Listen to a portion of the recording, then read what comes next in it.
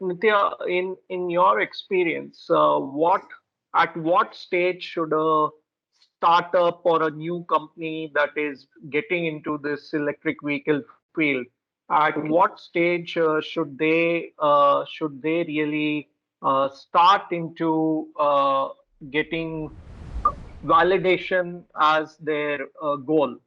So when should this exercise start?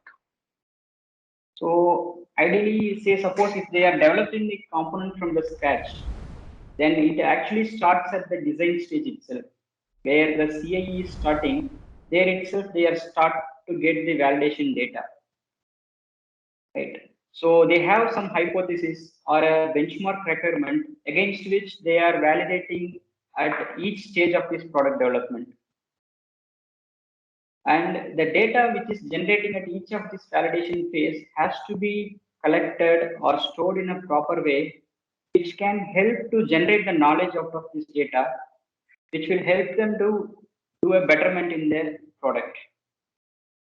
So, one question. Yeah. The individual company cannot generate all this data by themselves, right? Okay. Yes. So, Yes. they would ideally want a available library also of different Indian cycles, or like a Pune city cycle, or right, or let's say the cycle of Pune Mumbai Expressway and so on, right? Okay. So, do you offer some of these as a package along with the software, or even standalone?